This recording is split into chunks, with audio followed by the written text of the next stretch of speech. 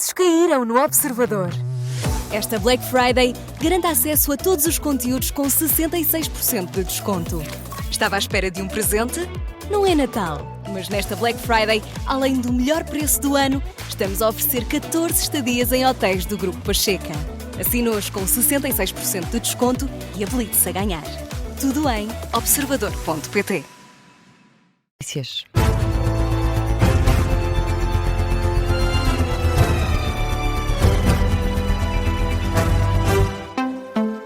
Começa agora o Jornal das 6, edição do jornalista José Rafael Lopes.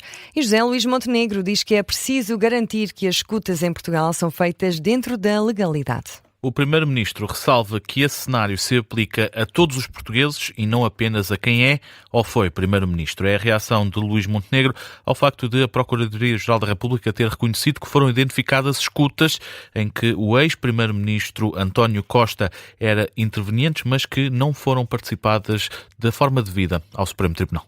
Nós temos de ter todos a certeza em Portugal que as escutas que são feitas pelas autoridades de investigação são escutas feitas dentro da legalidade. Isto é válido para todos os portugueses, sejam ou não primeiros-ministros. No caso de um primeiro-ministro, acresce tudo isto a circunstância do primeiro-ministro tratar de assuntos do Estado. E, portanto, para além de ter também conversas privadas, tem também o segredo do Estado que partilha em virtude da função que desempenha. E, portanto, temos de ter ainda de forma reforçada mais a convicção de que a legalidade é assegurada. Luís Montenegro sobre as escutas que envolvem António Costa. Em Angola, o Primeiro-Ministro falou ainda sobre a TAP. Diz Luís Montenegro que o PS está com saudades do Ministro Miguel Pinto Luz e assegura que o Ministro das Infraestruturas irá ao Parlamento com todo o gosto prestar todos os esclarecimentos sobre a privatização da TAP. Creio que há 10 anos que o Partido Socialista faz esse tipo de declaração e desde que o engenheiro Pinto Luz é Ministro das Infraestruturas e Habitação, já por variadíssimas ocasiões foi interpelado, ainda foi há poucas semanas no Parlamento, e também sobre esse dossiê. Mas o Partido Socialista já está com saudades do engenheiro Pinto Luz, quer ouvi-lo outra vez. O engenheiro Pinto Luz vai ao Parlamento, com certeza, com todo o gosto, prestar todos os esclarecimentos sobre o processo de privatização da TAP.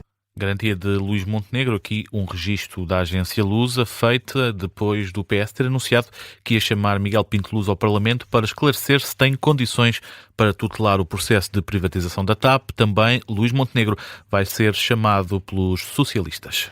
Luís Montenegro falou ainda sobre a guerra na Ucrânia. Diz que o plano norte-americano para a paz não preenche requisitos mínimos. O Primeiro-Ministro defende que a articulação com a União Europeia é obrigatória. Neste processo negocial, Luís Montenegro pede mais velocidade em todas as negociações para alcançar a paz na Ucrânia, mas deixa a ressalva de que o plano norte-americano pode não ser o caminho certo. A meu ver, não preenche aqueles que são os requisitos mínimos que salvaguardam uma paz justa e duradoura para a Ucrânia, enquadrada também no objeto de termos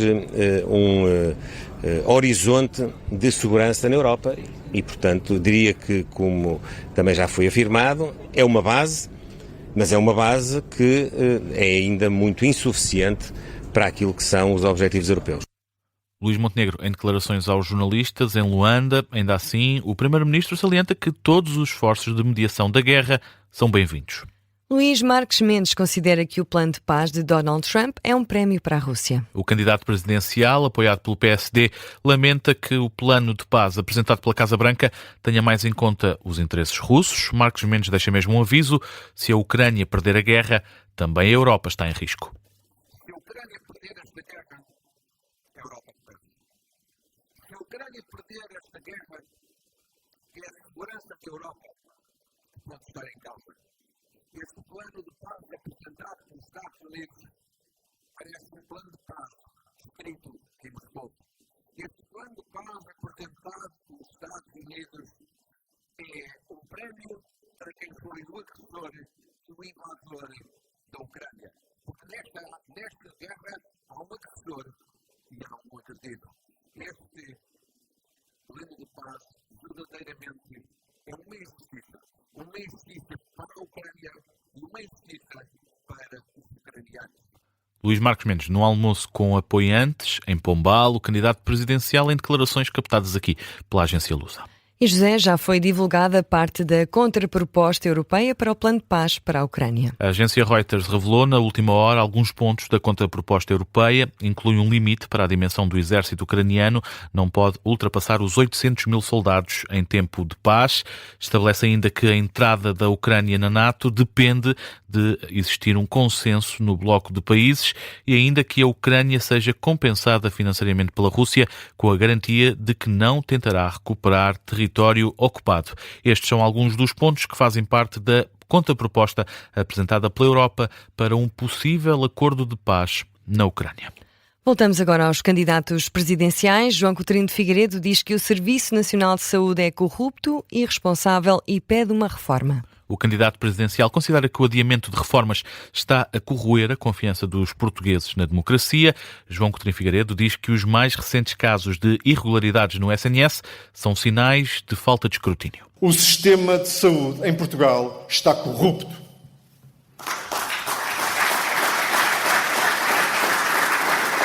Está corrupto no sentido legal do termo, quando funcionários de um centro de saúde numa freguesia com 3.700 habitantes recebem dinheiro para inscrever 10 mil imigrantes ilegais, 500 dos quais residentes no mesmo andar, do mesmo prédio, da mesma rua, em Lisboa, a 291 km de distância, e tal não é detectado durante anos. Isto é inaceitável.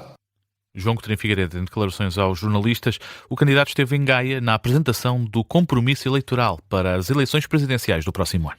E António Filipe defende mesas de voto em associações portuguesas no estrangeiro. O candidato presidencial está em Londres numa ação de pré-campanha. Foi lá que deixou este apelo para a multiplicação das mesas de voto no estrangeiro. O candidato comunista admite que mais locais de voto, sem ser em consulados e embaixadas, pode ser um ponto positivo para as eleições presidenciais do próximo ano. Isto para limitar, no entender de António Filipe, deslocações desnecessárias. O que era necessário era haver mais locais de voto. Deveria haver a possibilidade de abertura de assembleias de voto, geralmente quando se trata de um voto presencial, haver mais assembleias, geralmente em associações portuguesas. Há muitas associações portuguesas muito ligadas à comunidade e seria possível, havendo até alguma colaboração dos municípios locais, eu creio que isso, por exemplo, em França ou na Suíça seria perfeitamente possível, poder abrir mais assembleias de voto para que as pessoas não tivessem de se deslocar todas ao consulado ou à embaixada para exercer o seu direito de voto. António Filipe reitera ainda a importância do Presidente da República contactar de forma regular as comunidades portuguesas, de modo a acompanhar as dificuldades sentidas pelas mesmas. O candidato falou no fim de uma viagem de pré-campanha eleitoral em que passou por Genebra e Paris, além de Londres. Mudamos agora de tema. A seguradora Fidelidade diz que as indemnizações às vítimas do elevador da Glória vão demorar, mas garante que o apoio vai chegar. O atraso deve-se à falta de definição sobre os valores envolvidos. É a situação que está a provocar mais demora neste processo. Quem o diz é Rogério Campos Henriques, presidente executivo da Fidelidade, a seguradora da Carris, em entrevista ao Jornal de Negócios e à Antena 1.